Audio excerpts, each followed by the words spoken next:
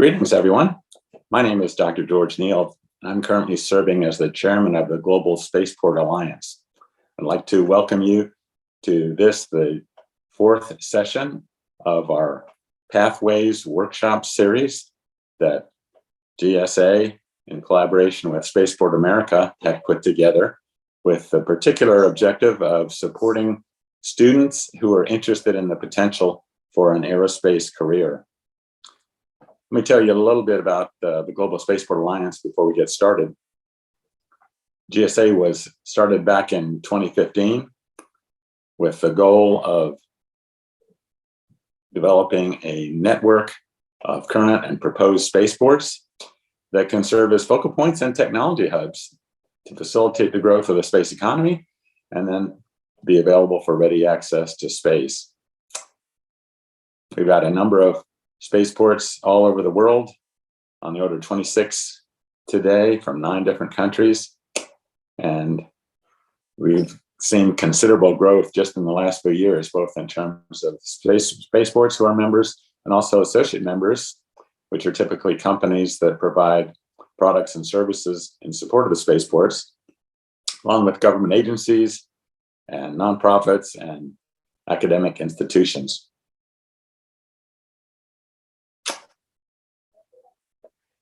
If you like what you hear today and are interested in learning more about GSA, I'd encourage you to check out our website, globalspaceportalliance.com, or reach out directly to James Causey, who is our GSA Executive Director, or Steve Wolf, our GSA Deputy Executive Director. We'd be happy to tell you more about GSA and how can we work with you to support you in your future aspirations. So to start off our discussion today, I'd like to invite Alice Carruth to say a little bit about how we formed this workshop series and how that leads up to the Spaceport America Cup, which is coming up in just a couple of months. Alice? Thank you, George. Hi, everyone. My name's Alice Carruth. I've been involved in the Spaceport America Cup and with the Global Spaceport Alliance for some years now and have been the academic lead for the academic workshop working group for Global Spaceport Alliance. We are really interested in making sure that there is a pipeline from education into the workforce that helps people figure out how to get careers in aerospace. And that's what really is the whole premise of this workshop series. So today's episode is going to be about how you can get involved with spaceports around the world. So this whole series was really aimed at students that are participating in something called the Spaceport America Cup, which is the world's largest intercollegiate rocket engineering competition that's held in New Mexico every June. But is open to absolutely every single student around the world. We really want to help you figure out best ways and best practices to get into aerospace careers. And they can vary from anything from engineering and rocket scientist work to communications like I do, legal work, accountancy. There is really a really great opportunity for you to get involved in this series and get involved in the aerospace industry at large. So talking about the Spaceport America Cup, it is the world's largest intercollegiate rocket engineering competition, as I mentioned before. It's been held at Spaceport America now since 2017, and we've seen it grow incredibly large over the last few years. And we've seen this year is going to have nearly 6,000 students total participating. About 1,500 of those will make it to New Mexico in June. The competition will be running June the 19th to the 24th. Tickets are available now. They're only $10 to come out and watch the rocket launches over the week of the competition. So if you're interested, go and check out spaceportamericacup.com. But we also encourage you to think about how you can get your university involved or your academic research groups, because future opportunities will be coming up next year and we start having participation begin in October. So if you want to start thinking about design and building, form your teams now. It's a really good opportunity to get involved in this competition. So without further ado, I'm going to pass it back to George, who is participating in this really incredible panel today so that you can get involved in spaceports around the world. Thanks, Alice, and we really appreciate your help in organizing this workshop series. Our focus today is going to be about how to build a relationship with your local spaceport. And we've got a couple of excellent speakers to address that subject.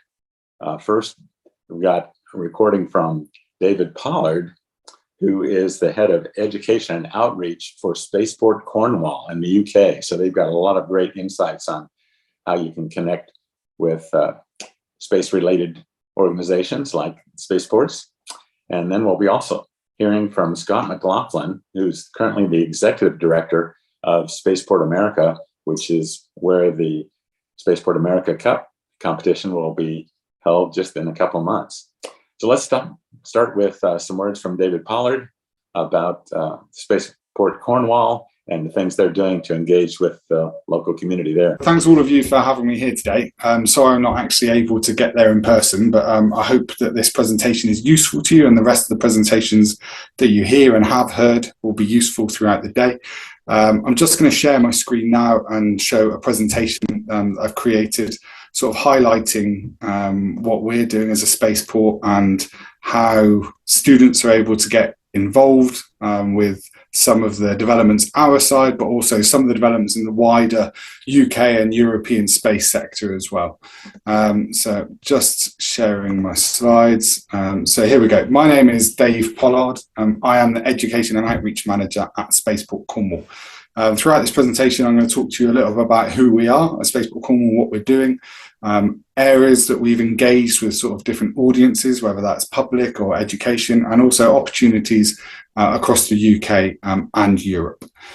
So what is Spaceport Cornwall? Spaceport Cornwall is one of 7 spaceports that are being developed in the UK. So in the UK, we've never launched a rocket or satellite into space yet, but hopefully that is going to change very soon. So we're there in the very far southwest of this image, that green image in the bottom, and we've been working with our sort of primary tenant, Virgin Orbit, in the first instance, and of those other 6 spaceports across the UK, there's 2 that are also quite close to their first launch, and that's Shetland and Sutherland, both in the north of Scotland, and they're both that traditional vertical launch, working with companies like Orbex and Skyrora to get those rockets up into space. So this is our spaceport site that we've developed. So we've got a big space systems integration facility, so an area where the satellites can get loaded into the rockets. That's the white building on the left there. And we've got a space systems operations facility. That's the grey building on the right-hand side, and that you can see. And that area is for a space for businesses to set up in and grow out of and really help develop the cluster here in the county, because that's our main ambition really, is to develop a space cluster here in Cornwall for people to aspire to and to really develop some really interesting careers and great jobs in the space sector here in the county. We recently attempted our first launch working with Virgin Orbit. So on January the 9th, we carried out the first launch from UK soil. This was the 6th launch that Virgin Orbit had carried out, 4 of which had been successful previously.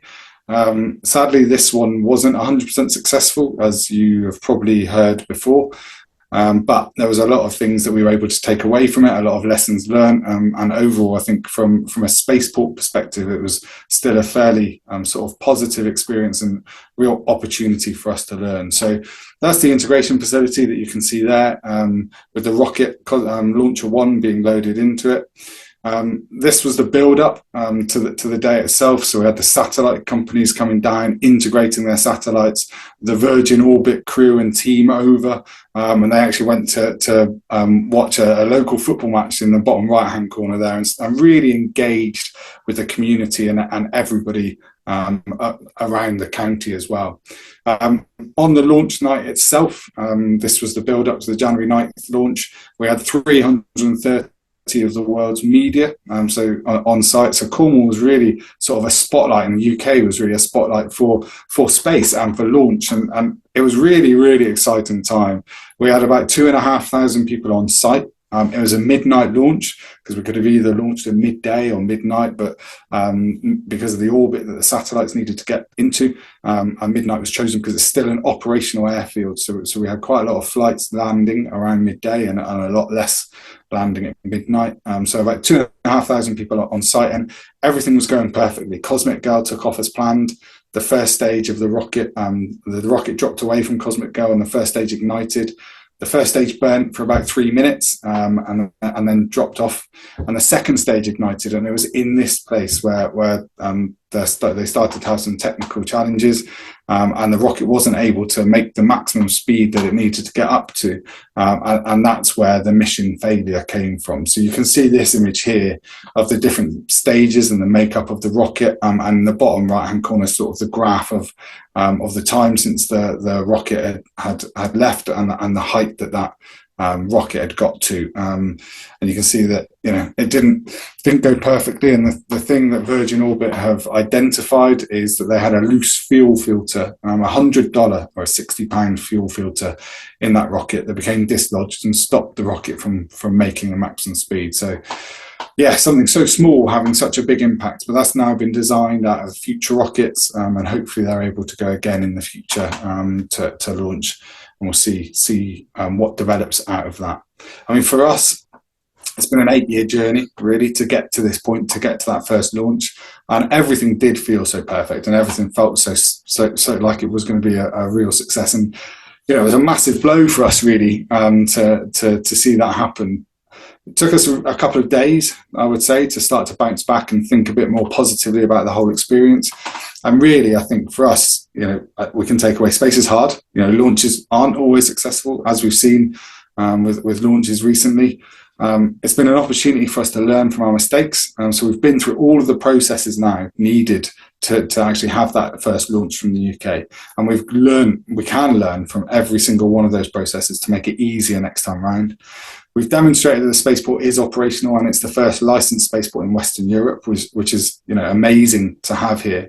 And we've also highlighted that UK now has direct end-to-end capability of building satellites in the UK, but also launching them. So we actually build a large proportion of the world's small satellites in the UK. Scotland actually builds more small satellites anywhere in the world than the US. And I don't think that's widely known in the UK, and it's something we really need to shout about and be proud of. It is our space sector here is fairly strong. Ultimately, that whole launch experience for us is a message to never give up. It's one about resilience. Resilience is hard to learn, because to learn resilience, you've got to go through some sort of challenge or some sort of failure. But we're bouncing back. We're looking forward to going again. We're identifying new launch partners in the future, and other users of the spaceport, whether that's landing in the future and bringing research missions back from the International Space Station, or testing point-to-point travel in the future. I think there's a lot of opportunities, a lot of exciting opportunities for us. I now want to just move on to talk about you. Hopefully you've joined this webinar to learn a little bit more about how you can get into space and into the space sector in the future. And I've just got a few sort of hints and recommendations, and I'll go into detail into some of these a little bit more. So recommendations from me, these are predominantly UK focused. I think you'll have some coverage for US focus as well for those US students that are on. But from the UK side of things, I would say look at the spacecareers.uk website, really good website for looking at potential jobs in the sector. Once you've identified a job or an area that you're particularly interested in, work backwards, see what skills and experience that job needs, and see how you can shape yourself as a person to get that experience, get those skills, and get that knowledge and qualifications to get that type of job in the future. And you'll probably find that as you're going through that sort of meandering experience of getting those experiences, you'll probably find something else that interests you even more that you'll go off onto. But it's really good to have that sort of endpoint to work towards. Also look at UCAS, the website that advertises all of the university courses across the UK. There's 37,000 unique university courses. So, if there's one strand of one subject that you're particularly passionate about, highly likely you could study that at a degree level, or choose to go on to that at master's level or doctorate level if you're already at that sort of degree level stage.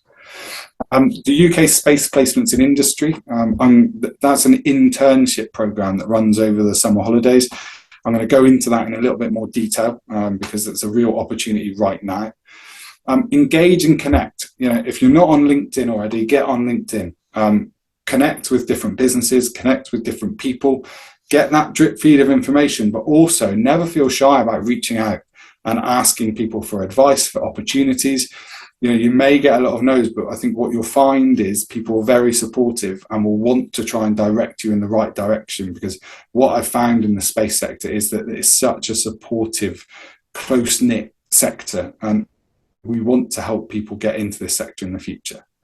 If you're entrepreneurial, look at new business. We need new businesses to be coming into the sector, to be picking up some of that work. The sector's growing a lot faster than many other sectors in the UK, and we need new businesses to be coming up and creating new innovations, creating new services, working in new niches. So we work now with a PR company that purely focuses on space. And previously there may not have ever been one PR company that specifically focused on space, and they've created a real niche for themselves because they've got that special knowledge and those other contacts within the space sector that we need. Competition and challenges. Again, I'm going to go into this into a bit more detail in a second, but really great to take part in. You never know where they can take you. ESA opportunities. There's a number of different ESA opportunities that you can take part in, whether that would be competitions or webinars. ESA do some fantastic things, and if you're able to take part in some of those, they're really good for your CV in the future. And they're another thing that you never really quite know where they could take you, because one thing could lead on to the next and the next, and before you know it, you're doing an internship in ESA and getting some incredible experience. And then UK SEDS, that's a student sort of university body, and I'm going to go into that in a little bit more detail as well. So just the ones I'm going to go into a bit more detail on. Space placements in industry, so SPIN. This is a minimum 8-week funded internship placement with companies all across the UK. So there's a huge amount of opportunities on there. We've actually filled ours for this summer, but there's about another 30 opportunities available right now. That's on the Satellite Applications Catapult website.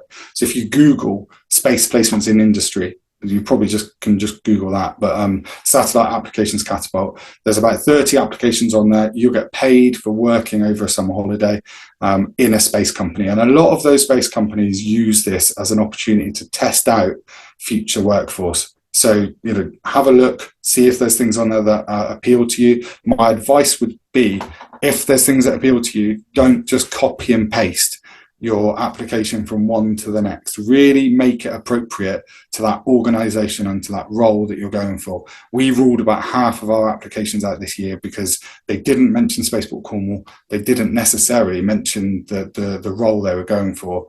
And I think they were just copy and pasted right across multiple different roles. And so, yeah, really, my advice would be to choose 2, 3, 4, 5 that you can actually give, your 100% to that application. So yeah, space placements in industry, really, really great way to get a foot in the door into the sector. Competition and challenges, these are some of the ones across the UK that I think would be really good to take part in, and again, really great on your CV and highly regarded within the sector. So there's the UK Space Agency CANSAT competition. That is to design essentially a small satellite within a soda can or a pop can or a Coke can, and then launch that up and bring that back safely so that it can carry out a mission. So you actually launch that on a small rocket up to a certain trajectory, and then make sure that that's able to land safely. There's a UK Youth Rocketry Challenge, which is a brilliant way for learning those basic skills within rocketry and get hands-on within rocketry, so well worth taking a look at.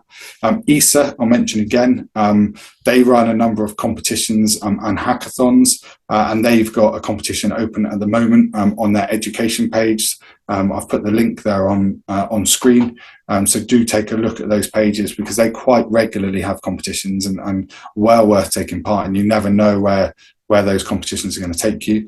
And then the Spaceport America Cup, I think you're probably going to hear about this through the other speaker, but that is a fantastic opportunity for students across the world to get involved with launching small rockets. And if you do get that experience, that is something that rates really, really highly on CVs and within the sector generally. UK SEDS, this is the UK Students for the Exploration and Development of Space that I mentioned.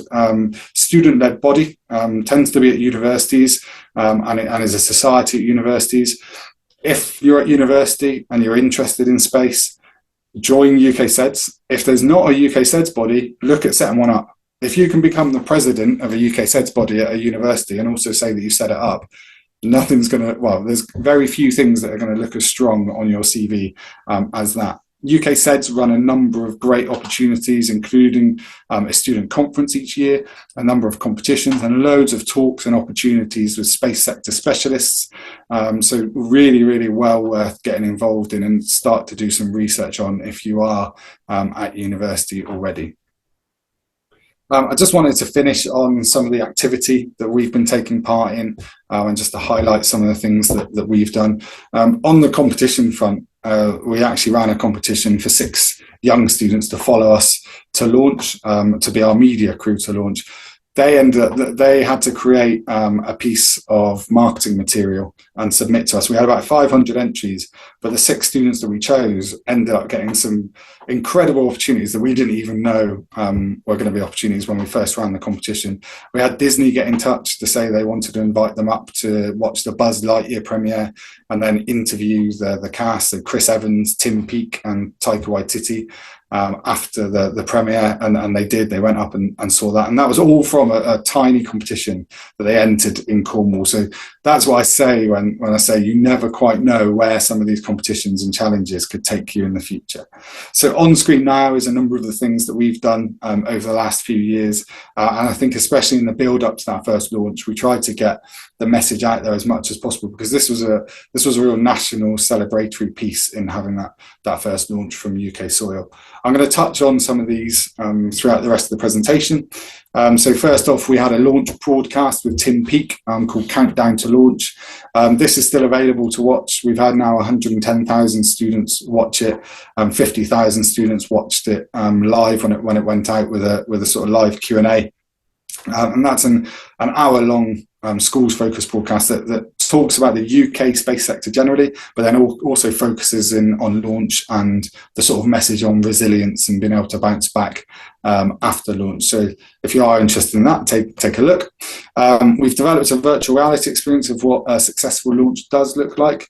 That's going to be available on the App Store within the next couple of months. And within that experience, you get to hear talks from British astronaut Tim Peake, our head of Spaceport, Melissa Thorpe, some of the satellite customers that were on our first launch, and some of the Virgin Orbit team. You also get to sit next to the pilot of Cosmic Girl whilst you push the rocket off of Cosmic Girl itself. It's a really great experience, and it's just going through those final sort of tweaks and processes to be able to be downloaded for free across the world. So we're really excited to see that get out there.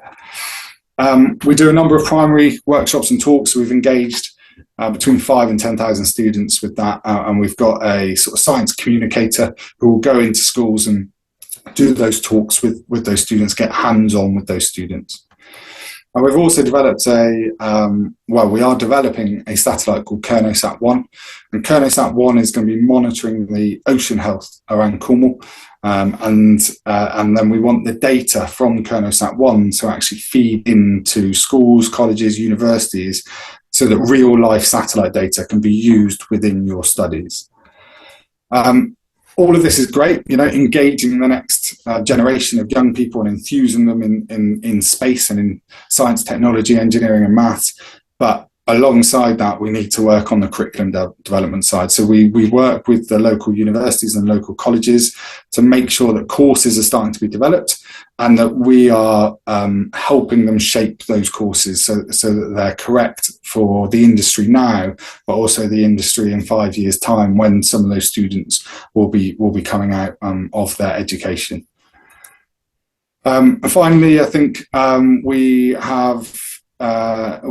signed up with an Enthuse partnership, so STEM Learning Enthuse partnership, and again on that sort of increasing knowledge, awareness and skills in the sector. We're working with 50 local schools on teacher CPD, so helping them be able to understand and teach about space in the future. So that's a 2-year project. and one that I think is probably going to be a really great legacy piece in the fact that we're influencing the influencers. And if we can upskill them and help them teach the subject better, I think we're going to have even more students interested in this side of things in the future. I'll just talk about what some of our future ambitions are, and then I will pass back. So in the next few years, to develop a visitor centre, a permanent visitor centre on site at the Spaceport, to sort of engage some of the audiences, local audiences, but also if we think of Cornwall as the tourist attraction that it is, there's not many indoor venues for tourists to go to, and I think if we could have a visitor centre on site at Spaceport, that would be a fantastic thing. And ultimately, in the long run, that could be an incubation space for new businesses, and also have some of that skilled training on site as well. Internships, we want to continue offering those every single year, and we'll probably continue to offer those through the SPIN programme that I highlighted. We are offering our first physical work experience this year, so we're taking 35 year 10 students, between year 10 and year 12 students on work experience for a week. I want to develop a space ambassadors programme with local colleges and local universities, and ultimately I'd love to increase some of the staff numbers in regards to sort of education and outreach, and trying to engage the next generation and inspire students like yourselves to join what is such an exciting sector in the future. I hope you have found that useful. My name is Dave Pollard. If you want to connect with me on LinkedIn, feel free. If you've got any questions, please feel free to reach out to me on there. Thanks very much for listening to me. So thanks to Dave Pollard for that excellent overview of what they've got going at Spaceport Cornwall. Now let's bring in Scott McLaughlin, the Executive Director of Spaceport America, for a little insight as to what you've going on. Scott, over to you. All right. I have a video and I have a short presentation. So would you please go ahead and show the video?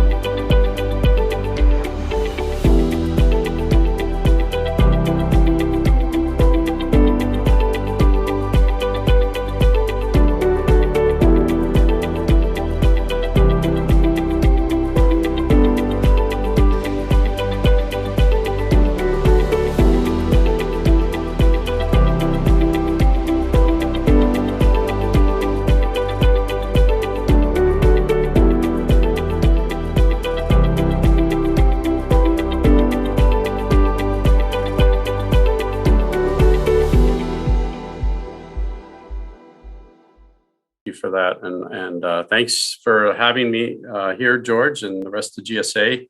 So I have a presentation I'll go through pretty quick, and I hope it gets a lot of questions going. I'm very happy to answer questions. So can you go ahead and start with the presentation?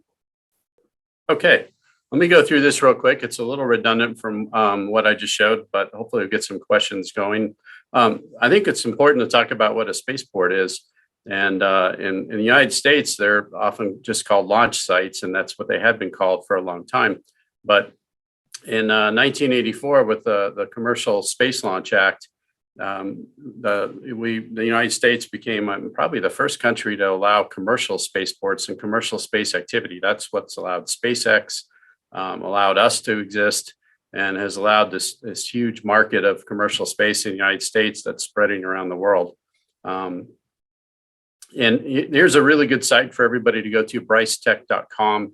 Has a lot of free stuff. I definitely recommend they go there, but here is their picture of all the spaceports around the world. It's really worth looking at this and kind of studying depending on where you are and what country you're in. Some of the countries don't allow for this kind of environment, a commercial spaceport or other commercial activities. We're lucky in the United States that this is heavily promoted and we're able to do this. New Mexico has a deep heritage in space. Way back when, Robert Goddard, the first person to experiment with liquid fueled rockets, came to New Mexico and launched them in Roswell, which later became famous because of aliens, perhaps, who knows. Werner von Braun came after World War II and brought the V2 rocket system and used that at White Sands Proving Ground for years before moving to Alabama. We had other partners along the way. Space Shuttle landed here in 1982. That was exciting. But in 1990s, they started looking at the idea of having a spaceport in New Mexico. The Space Commercialization Office opened up. And then in 2005, we actually got the New Mexico Space Authority, NMSA, which is what I work for. It's actually an agency, a government agency of the state of New Mexico. And then our very first launch was in 2006. Also, what's been happening in New Mexico is the CST Starliner. The Boeing Starliner is going to land at White Sands Missile Range.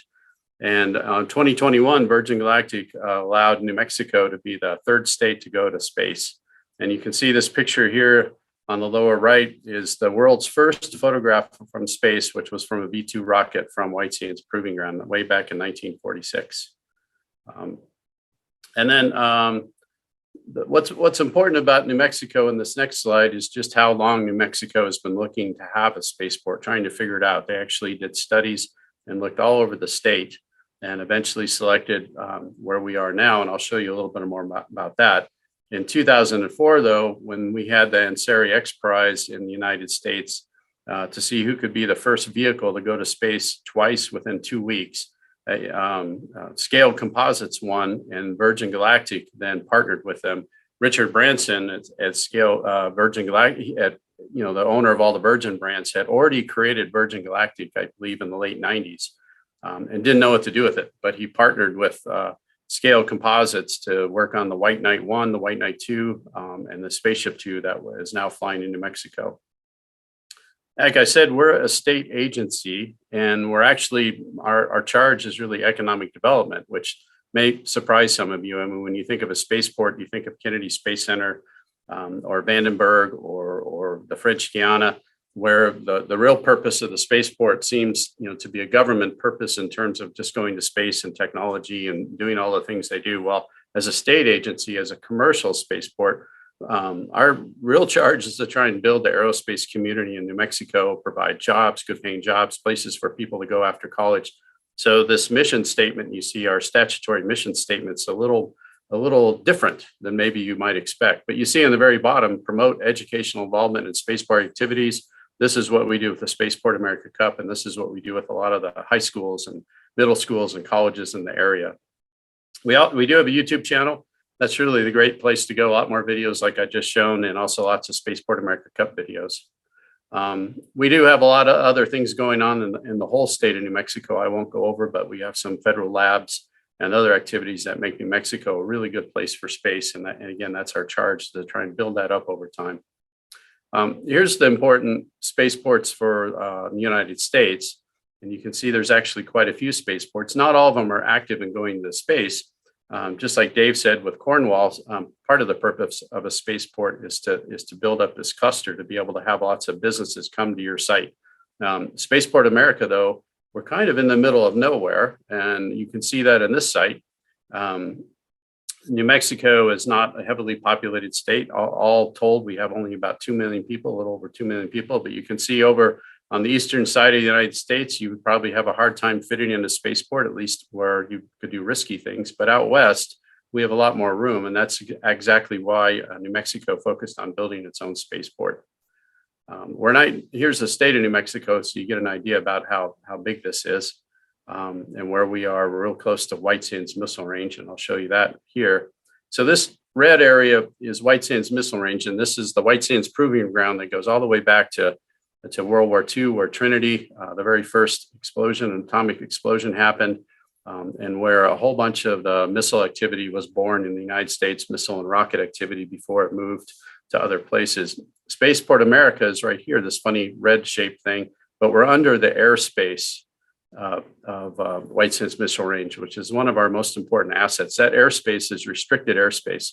Normally it's blocked off. Here it is in another picture, and you can see that on a normal day for commercial airlines, you can't fly over White Sands Missile Range, which means we have a unique advantage in being able to go to space and not having to worry quite as much about commercial space activity, which every other spaceport pretty much has to worry about. You heard David talk about that in terms of the Virgin Orbit launch, that launching at night was much better for them in the daytime because they didn't interfere with commercial space traffic, commercial airline traffic.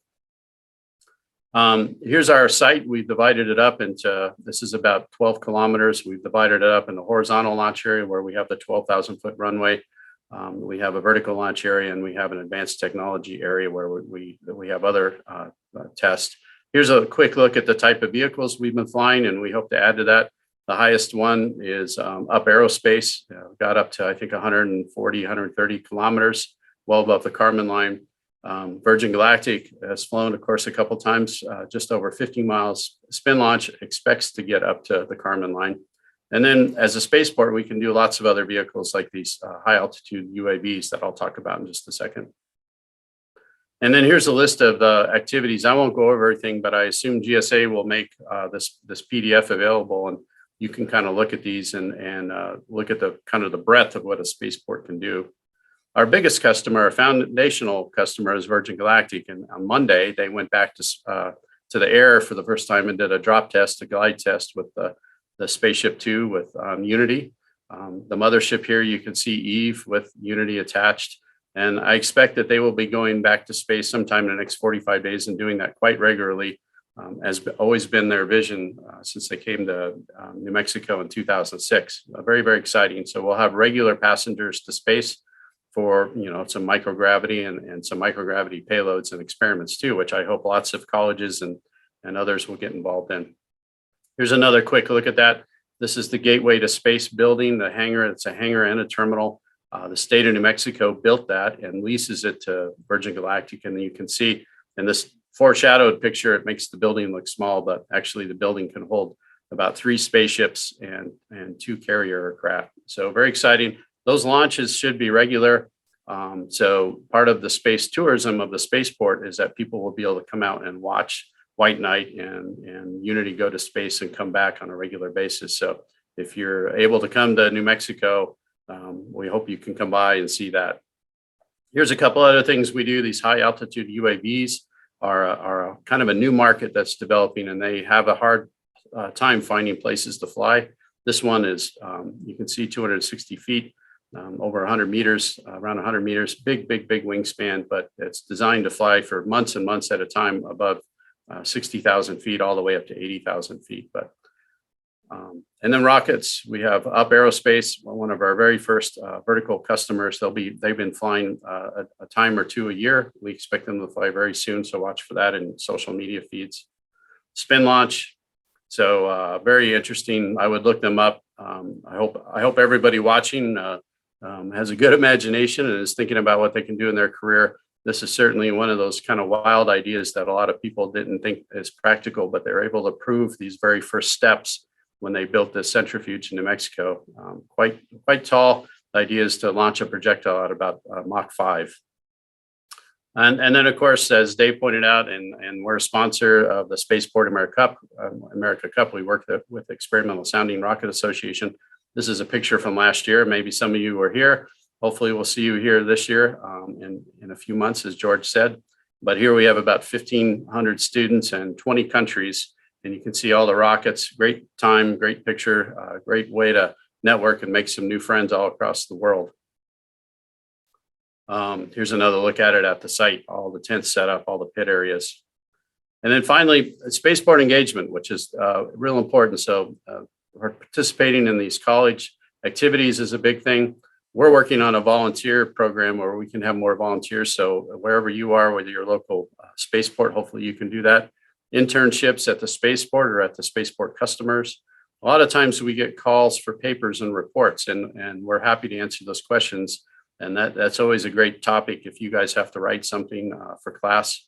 Spaceport America Cup. And the other thing is to engage with policymakers and space policy. If your country doesn't have a spaceport or doesn't allow a lot of things to happen, you're going to become an expert in your field, and you should go talk to those policymakers, those legislatures, and help make that happen, educate them about the future of space. The future of space is wrapped in this economy. Keep up to date on this. It's incredible how much money is going into space all across the world. And then for a spaceport, we're going to keep working with Virgin Galactic. We're always looking at new technologies. We're working on a reentry license, which make us one of the few spaceports with a vertical, horizontal, and reentry license. And that will hopefully be our future. And you'll hear a lot about Spaceport America. So, all right, that's all I've got. I'll stop talking and stop sharing. And back to you, George. All right, thanks, Scott. That was an excellent overview of what's going on at Spaceport America. Let's see if we can dig in a little bit more now on exactly how students can engage with spaceports. We asked Dave Pollard why it's so important for a spaceport to engage with students and exactly how that could take place. And let's see if we can play that recording of his response. Firstly, why is it so important for spaceports to engage sort of young audiences and students and work with educators?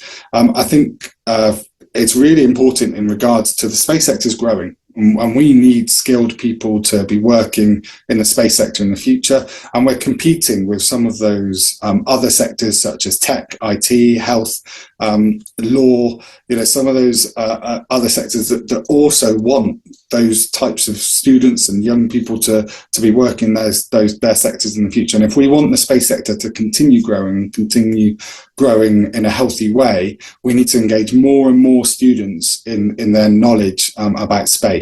And whether or not they end up working in that area, I think for me, I've always based it on STEM, so science, technology, engineering, and maths, and trying to engage as many people in STEM as possible, and hoping that space is the hook that really gets them into it and they want to work in it in the future. And I think we need to continue that as a global spaceport alliance and spaceports across the world. And then the other question that came in is sort of how can that be done? My number one piece of advice with trying to engage students and young people, if you can make it link to the curriculum, directly linked to the curriculum, you'll be knocking on an open door. So we, especially some of our younger work, so our year 5 work, the students aged sort of 10 years old, we've created workshops that specifically tie into the knowledge that they need to learn on the space curriculum in year 5. A lot of teachers don't necessarily have the skills and the knowledge in space to teach that. So if we're offering to run that workshop for them, we're having our hand bitten off all the time. And then in regards to the older students, again, if you can make some of your competitions tie into the curriculum, you're going to have so much more engagement and so many more entries than if you're just trying to do something yourself ad hoc and push that onto the educators, because I'm sure it's the same in the US. It's definitely the same in the UK. Educators don't have a lot of time to they all have that hope that they can take advantage of all the amazing opportunities out there. But the systems at the moment aren't necessarily letting that happen. So we need to find a way to make it fit with what they're already doing.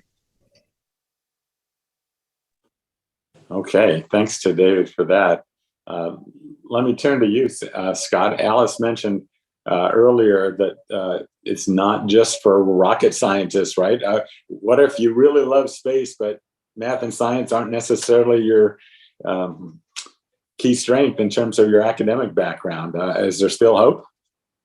Well, I mean, one of the most interesting sayings that I've heard in a long time, space is a team sport, right? I mean, you don't go to space by yourself. It's pretty hard to go in your garage and go to space. You need lots of friends, and it's not that just friends who are good at technology and Earth and mathematics and engineering. You need a company, and the company is going to have everything. One of the studies they did on the Apollo program, where there were, I forget what the total number of participants and the money that was spent by the U.S. government in the 60s. I think there was like 120,000 400,000 people. How many? 400,000 people. Yeah. When you add in your janitors, when Right. you add in everybody that was involved in that. And so after people went to space, after they went to the moon, and they asked people like janitors what they thought about going to space, they were just as proud as the engineers and the people in mission control. And that's one of the things we found in Spaceport America. Even though we're not the ones who are building the rockets, we're not the ones going to space, we're part of that enabling system. So we have facilities people, we have people who keep the roads paved, we have people who keep the air conditioners running, and we do have engineers who are helping the customers, but we're all part of that bigger mission, going to space. So I think what people will find is you don't have to be an engineer and to do this, and you'll be just as proud and happy if you can find the type of work environment you enjoy, the type of place where you enjoy, going to work every day. So we have a question from the group that I was going to throw to the both of you, because I think it adds into that. Benjamin's asking, how robust is the spaceport education and private industry relationship? He's asking about it in the UK, but it's also for the spaceport in the US. And I think this applies to spaceports around the world. Our company's contributing to professionals or funds for university curriculum. I know that Spaceport America's customers are doing a lot of that. Scott, do you want to talk to that? And maybe George, you can cover it from an international perspective. Well, spaceports in the United States, and I think that's probably true for commercial spaceports around the country, are still kind of a weird set. There are a lot of people that only can imagine a spaceport being a federal government activity with lots of federal money, and the idea that there's commercial enterprises that are out even doing their own private launch sites like they are in the United States is kind of a weird thing. But Spaceport America is the first purpose-built commercial spaceport, and we're a multi-company spaceport. We want to have lots of people come here. And our customers encourage us, and we encourage them to engage with students in the workforce.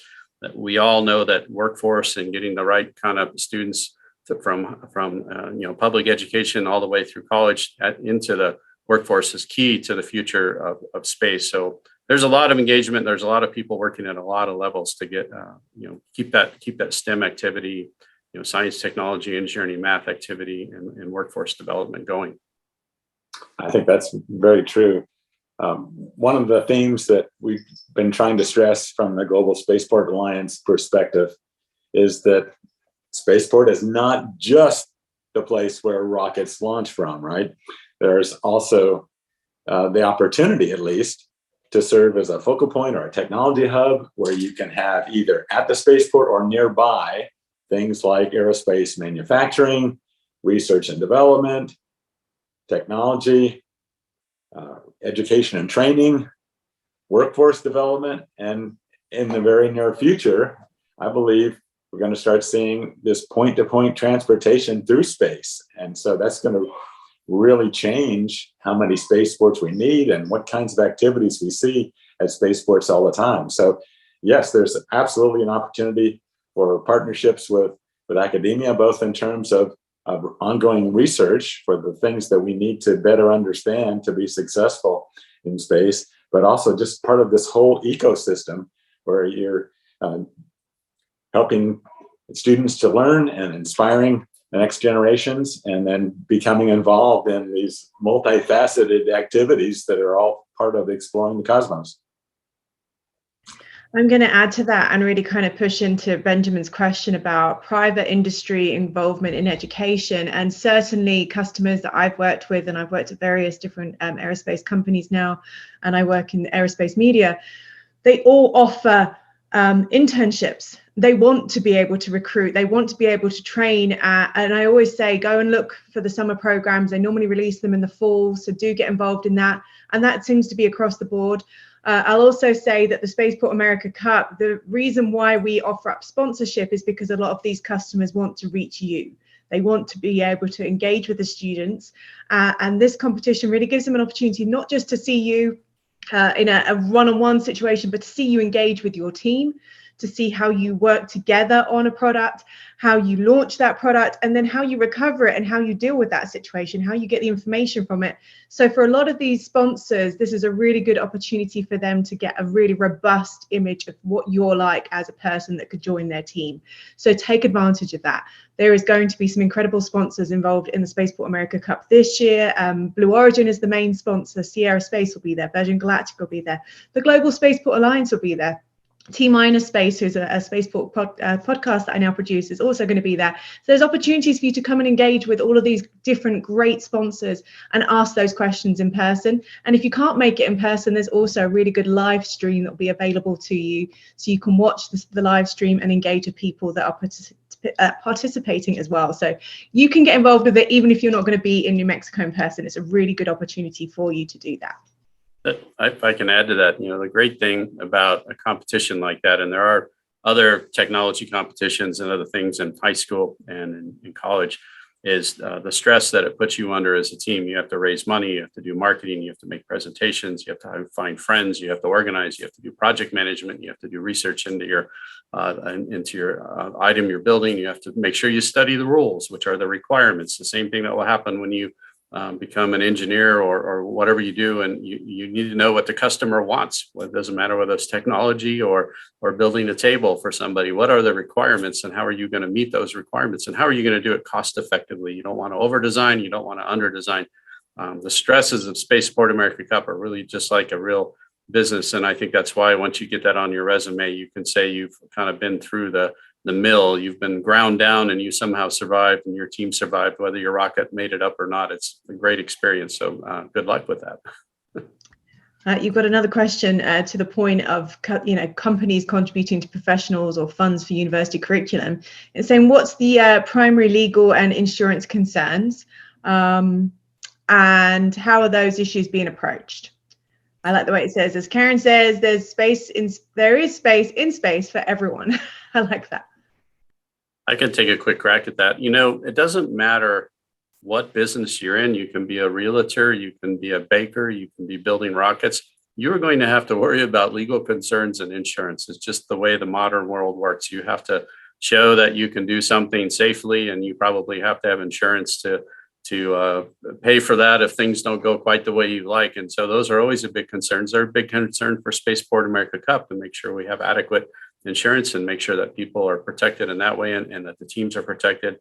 And there's a lot of regulatory you'll find in space, medicine, and other fields. The amount of regulatory stuff going on right now is just normal, but huge. If you're a drug manufacturer, one of the crazy things right now are the companies that are going to manufacture drugs in space. So they're going to send basically robotic automatic machines in capsules, and the capsules will land. Just think of the regimes of regulatory that they have to cover. That space launch, space recovery, time on orbit, and then the drugs that they're going to manufacture. So get used to that and get good at it. Don't be allergic to it. Learn what you need to know to be good at that part of it, because it's not going to go away, and it's just part of every field, basically. I feel like, George, you're like the perfect person to add to that. As someone who used to be the head of AST for the FAA, probably more than any of us about the regulation that goes into aerospace. Do you want to talk a little bit more about that? So that's a very important part of all this. And that's why we need so many different kinds of people. We need space lawyers, if you will, to think about this. We need the financial folks to understand what is the cost for this endeavor and what are the potential pitfalls. We see in the news lots of new space companies being formed, but also some space companies running out of money or having technical difficulties, and they're having to go into bankruptcy or be sold and so forth. So it's a very dynamic situation, but also a very exciting one. Just another couple of points I'd like to make for our group today. First, it's important to remember that it's not a one-size-fits-all situation with spaceports. There's lots of different kinds of spaceports. Some focused on horizontal takeoff and landing, some on vertical, some expendable launch vehicles, some reusable. Some are intended to launch people into space, like to the space station or eventually onto the moon and Mars and so forth. Some are launching small satellites. We're seeing mega constellations to provide communications or internet access, all those different kinds of things. There's lots of other exciting things that are being talked about now too, including space-based solar power or satellite servicing or asteroid mining and so forth. And almost all of those things have to start somewhere, and it's going to be at a spaceport. And so need to keep in mind that there's lots of different opportunities out there to get engaged. And frankly, this is a work in progress now. And so the purpose of this session was to get people thinking about how can students engage with spaceports, but it's not all set up. You can go to the cookbook and find out who do I contact, what's their phone number, what's the email, what's the program. Some of these folks may not have even thought about the best way to do that. So let me encourage all the students to don't be shy. Try to make contact through phone, email, a visit, and inquire on what are the opportunities for jobs, for internships, for co-op programs, for apprenticeships, for tours.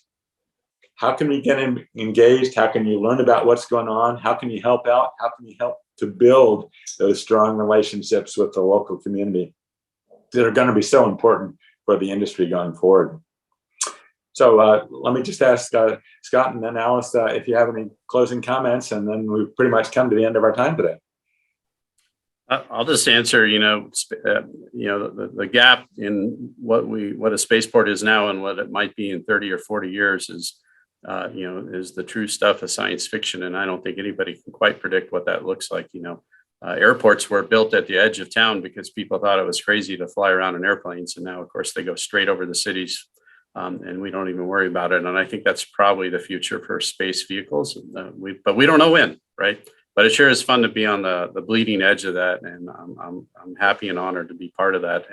And thanks for having this and, kind of getting a chance to share that with the up and coming folks in the aerospace industry. You bet. Alice? I think the last thing we're going to add is take a risk. I did not study aerospace or engineering at university. I'm a media graduate and I got into the aerospace business and have done a pretty good job from so far. So do take a risk, go and apply for those jobs, even if you don't hit every single requirement. Sometimes they're looking for somebody that they don't even know about. So apply for it, get yourself out there, put yourself into situations where you can get involved in your community, maybe do some STEM outreach with local universities and students and younger students as well. Think about different ways you can engage. Don't always think you have to follow one certain path. Try and figure out other paths that go around as well. And make sure you reach out to people like the Global Spaceport Alliance, like Spaceport America. I do think there are really good opportunities for you to get involved. Sounds good. Well, thanks to Scott and Alice and Dave for your presentations today. And thanks to all of you who are listening in as students and others. We hope to engage with you future, hopefully at the Spaceport America Cup and in other ways. And if you have colleagues or friends who were not able to listen in today, we will be posting the video from this session as well as the other three. So we encourage you to take a look at those. So that's all the time we have today, but thanks a lot for tuning in and we hope to work with you in the future.